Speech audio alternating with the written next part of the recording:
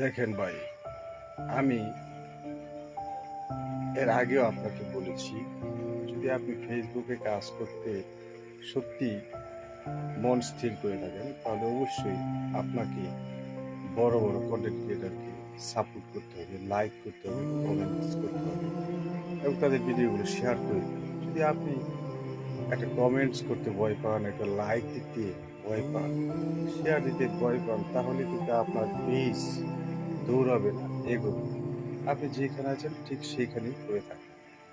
তাই আপনাকে মন খুলে একজন বড় কন্টেন্ট ক্রিয়েটারকে লাইক, কমেন্ট, শেয়ার তাদেরকে একটু সময় দিতে হবে। যদি সময় না দেন, তাদেরকে যদি একটু সাপোর্ট না দেন, তাহলে কিন্তু আপনার পেজের পরিধি, ব্যাসার্ধ ছোট হয়ে যাবে, বড় হবে না।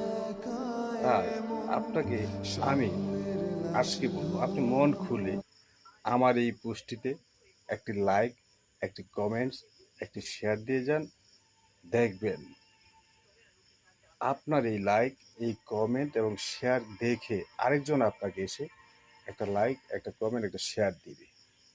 এতে করে আপনার পেজ বড় হবে, ব্যাসার্ধটা, পেজের পরিধিটা, এরিয়াটা বড় হয়ে যাবে।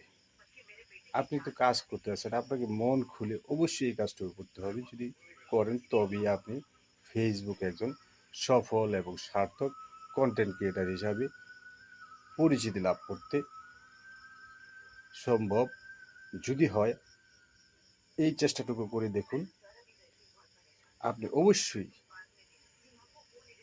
আপনার এই ফেসবুক জগতে আপনি পরিচিতি, খুব বেশি না ৩ মাস আপনি ঠিকঠাক মতো কাজ করুন, পরিচিতি পেয়ে যাবেন।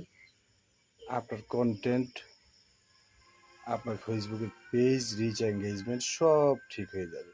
শুধু ফেসবুকের নিয়মগুলো মেনে আপনি কন্টেন্ট আপলোড করতে থাকবেন এবং রেজুলেশন ঠিক রেখে আপনি আপনার কন্টেন্টগুলো আপলোড করতে থাকুন। দেখুন অবশ্যই আপনাকে সবাই সাপোর্ট করবে, আমিও আপনাকে সাপোর্ট করব, কথা দিলাম।